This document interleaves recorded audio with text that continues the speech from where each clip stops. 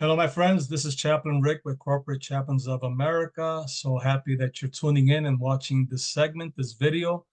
Oh, well, so we have entered the month of February, and know that it's a month of relationships, the love month, and friendship month, however you want to call it. But we definitely it's a time that we can take time to appreciate one another and spread some love around. What we do, we need love, right?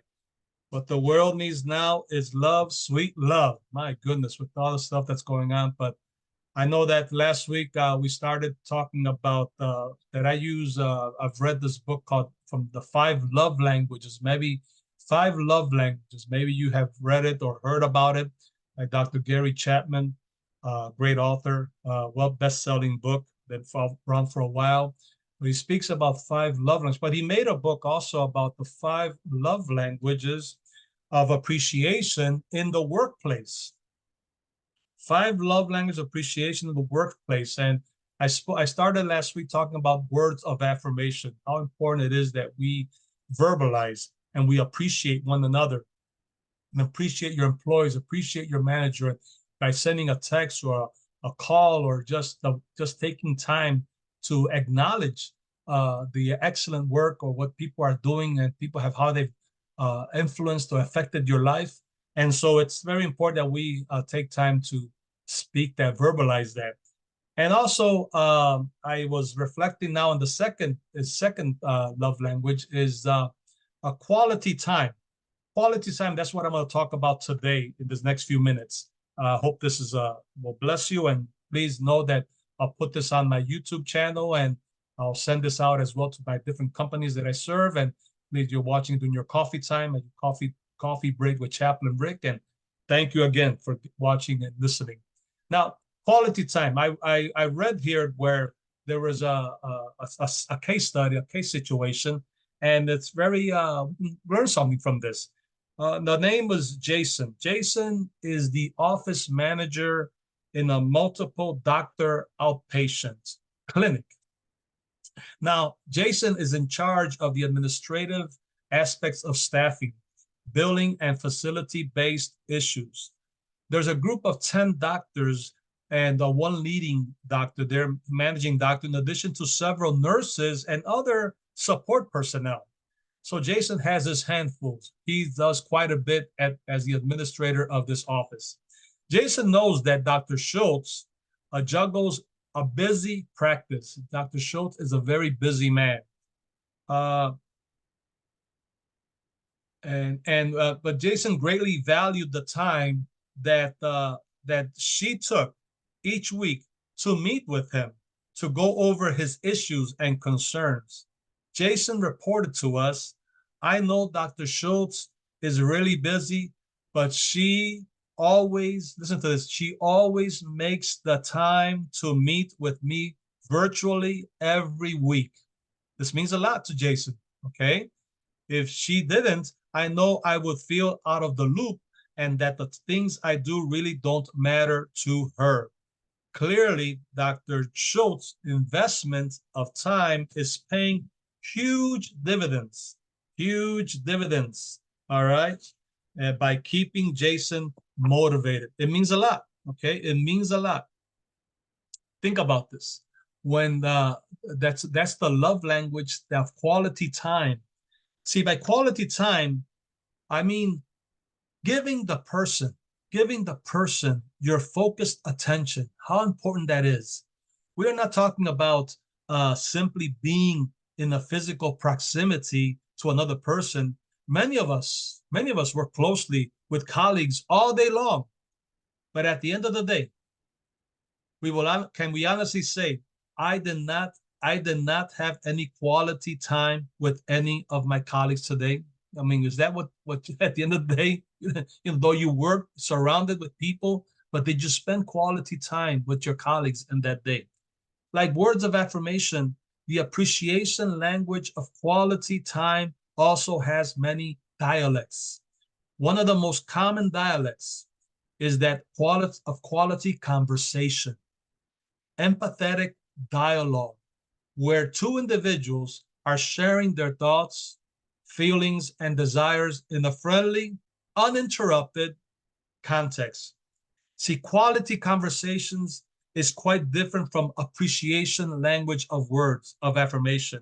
Affirming words focus on what we are saying, whereas quality conversation focuses more on what you are hearing. Okay, on what you are hearing. Uh, think about this. Now I know many of us are wired to do many things and to fix situations and in the office, and you're maybe a manager or you handle quite a few people in your office, and so you are very wired to be busyness. But please let us remember that quality time. You have to make the time to have quality time with people. There's a story in the scriptures that I'd like to share that speaks perfectly about this. And we find that in the book of Luke, in the scriptures, Luke chapter 10, when Jesus visits the home of Martha and Mary.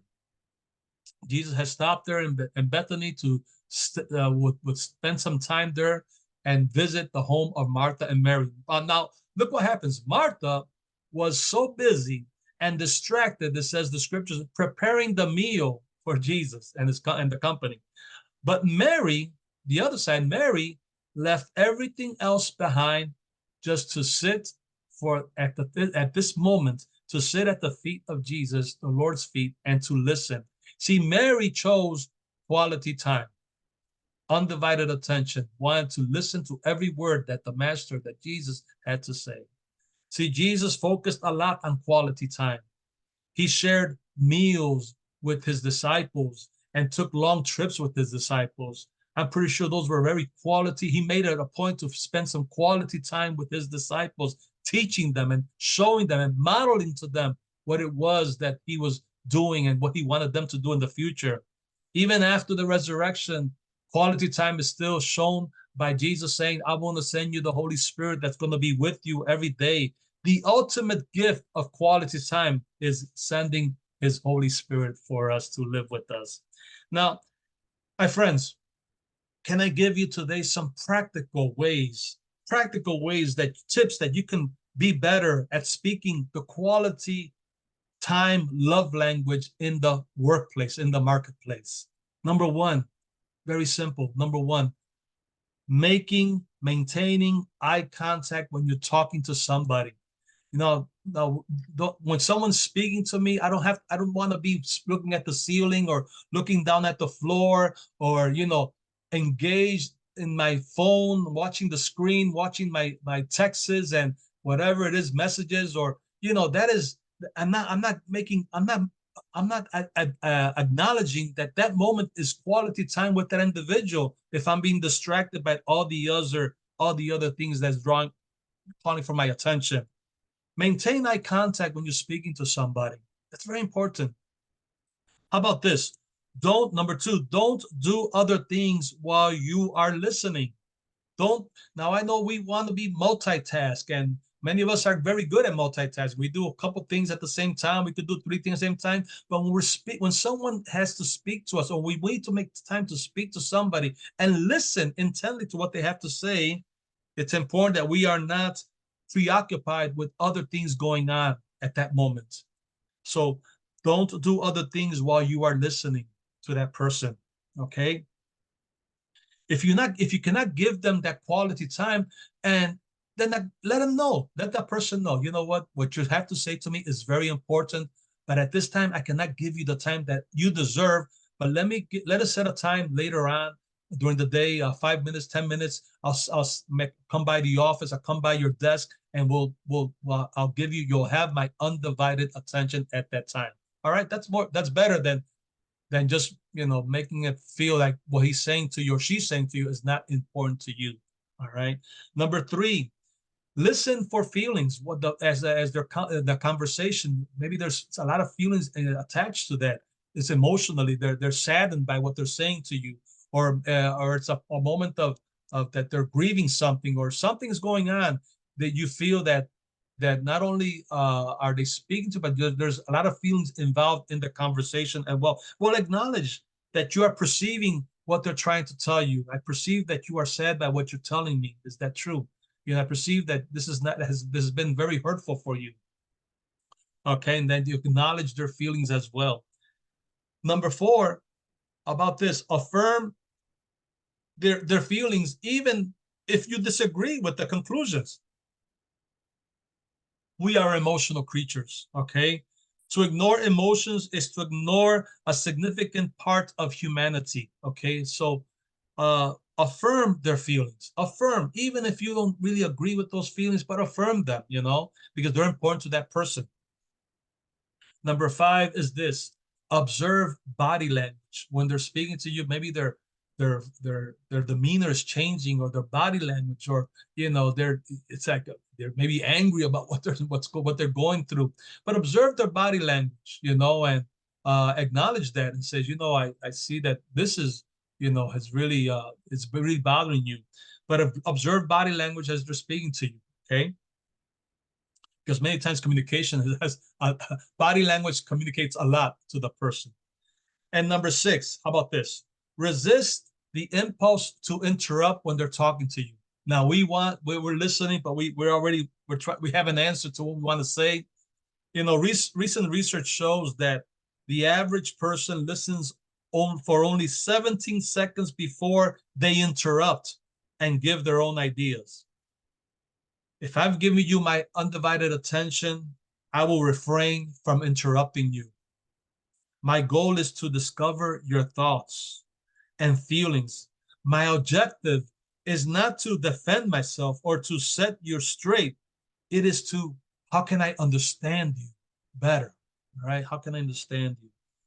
Friends, showing appreciation by spending time with those you work with can take can make a huge can take the different can go and take different forms, but the impact on your team members can be significant if their primary love language is that uh, of quality time. Your investment will pay huge dividends. It is the best investment you can make in their life as an individual. All right. It's very important. Well, that's my, you know, just for a few minutes of conversation, of thought for you. The quality time, that love language is very valuable. Okay. And well, you can do that if that person's, you've made the time to just to listen intently with uninterrupted, giving you undivided attention to that person will mean a lot. This can be applied in your home. This could be applied in your marriage. This can be applied in your other relationships. This could be applied in of course, we're talking about in the workplace, but how important that we respect and honor what is the love language of the individual if it's quality time. So last week was words of affirmation. This week was quality time. Next week, I'll talk about acts of service, Okay. And again, this information, I'm bringing to you from a book called The 5 Love Languages of Appreciation in the Workplace by Dr. Gary Chapman. You should get a copy. It'll be a blessing to you and to your office. Have a blessed one. God bless you. Have a blessed week. Until then, we'll talk to you again next week. Be blessed. Bye-bye. Chaplain Rick, Corporate Chaplains of America. Till then, bye-bye.